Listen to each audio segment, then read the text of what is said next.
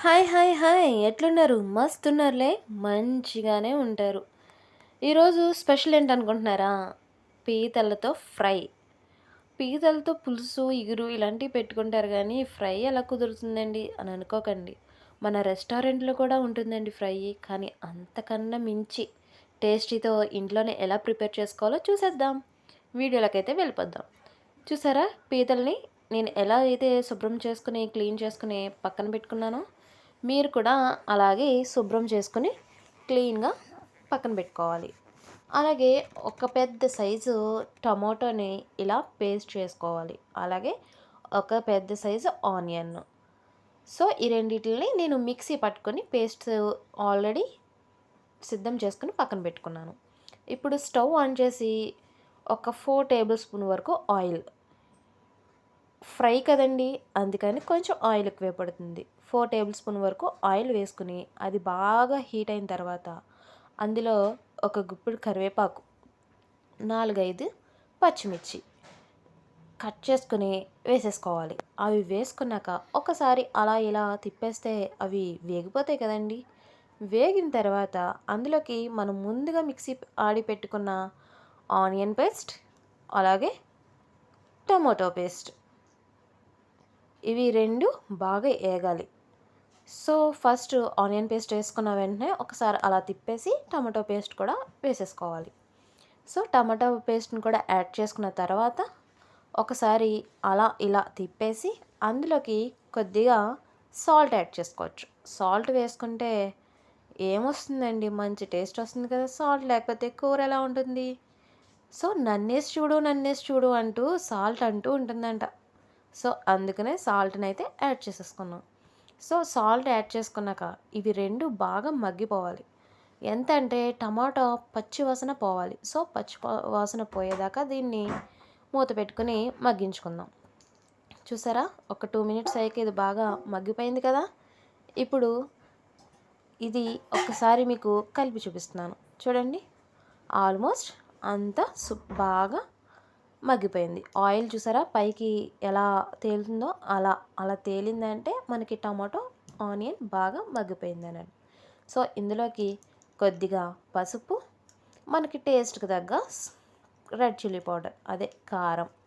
కొంచెం ఎక్కువ తినేవాళ్ళు ఉంటారు, తక్కువ తినేవాళ్ళు ఉంటారు. నాన్ వెజ్ అయితే కొంచెం ఎలాగైనా సరే కారంగా ఉండాలి కాబట్టి నేను కొంచెం ఎక్కువే వేసుకుంటాను. సో, మీరు కూడా కావాలనుకుంటే వేసుకోండి. సో, కారం అది వేసుకున్న తర్వాత ఒకసారి దాన్ని అటు ఇటు తిప్పేయండి. సో, తిప్పేసిన తర్వాత మనం శుభ్రం చేసి పెట్టుకున్న ఈ పీతల్ని అందులో వేసేయాలి. అయ్యేనండి క్రాబ్స్. అందులో వేసేయాలి. వేసేసి ఒకసారి అటు ఇటు తిప్పేయండి. చాలా ఈజీ ప్రాసెస్ అండి. మీకు వీడియో లెంత్ ఎక్కువగా ఉంది అని అనిపిస్తుంది. కానీ ఇందులో మీరు చేసే విధానం చూడకపోతే ఆ టేస్ట్ ఎలా వస్తుందో మీకు తెలీదు కదా! సో, అందుకని ఒక్కసారి మీరు చూసి ట్రై చేయండి చాలు. తర్వాత ఎలా ఉందో మీరు నాకు కామెంట్ సెక్షన్‌లో కామెంట్ చేసేయండి. సో, పీతల్ని ఇలా వేసేసుకున్న తర్వాత ఎంతో కాదు, ఒక చిన్న టీ గ్లాసుడంత వాటర్‌నైతే యాడ్ చేసుకోవాలి. అంతే, చాలా ఈజీగా అయిపోతుంది. ఎక్కువ యాడ్ చేయకండి వాటరు. సో, టీ గ్లాసుడంత వాటర్ యాడ్ చేసుకుంటే శుభ్రంగా బాగా ఇవి కుక్ అయిపోతాయి. సో, మూత పెట్టేసి మళ్ళీ తీసి చూద్దాం. చూసారా? వాటర్ అంతా ఇంకిపోయింది. ఆయిల్ అంతా ఎలాగా కనిపిస్తుందో మీకు గమనిస్తున్నారా? తేలుతుంది కదా!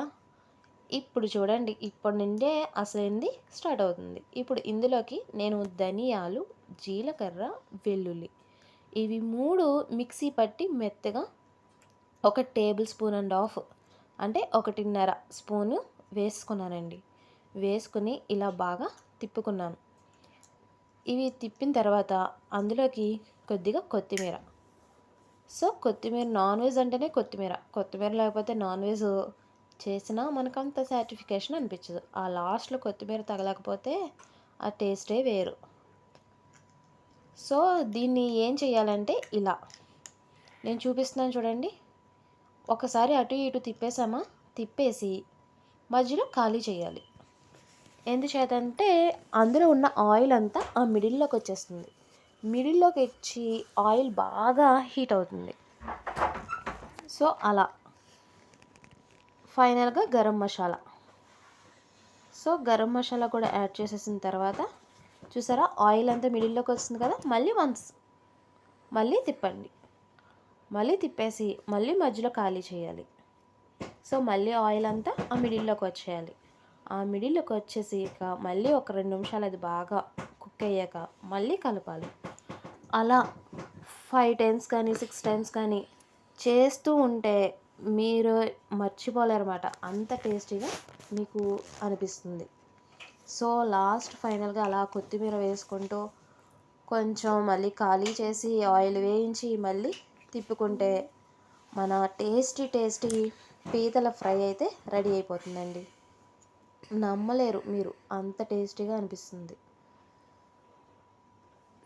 చూసారా, నేను 5 టైమ్స్ అయితే చేసా. మీరు కావాలితే ఇంకా చేసుకోవచ్చు. కొంచెం కలర్ చేంజ్ అవ్వాలి అంటే మనకు కొంచెం కింద అడుగు పడుతున్నా సరే దాన్ని గరిటెతోటి ఇలా అంటూ తీసేస్తూ కలుపుతూనే ఉండాలి. సో అలా కలుపుతూ ఉంటేనే ఈ ఫ్రైకి టేస్ట్ అన్నమాట. సో అంత టేస్ట్ వస్తుంది. సో మీరు కూడా ట్రై చేయండి. అంతే అండి, చాలా ఈజీ ప్రాసెస్.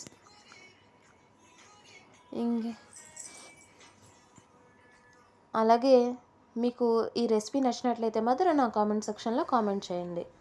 అలాగే నా ఛానల్ అయితే సబ్స్క్రైబ్ చేసుకోవడం మర్చిపోకండి. మీకు మరిన్ని వీడియోస్ కోసం నా ఛానల్ అయితే సబ్స్క్రైబ్ చేసుకోవాలి కదా మరి.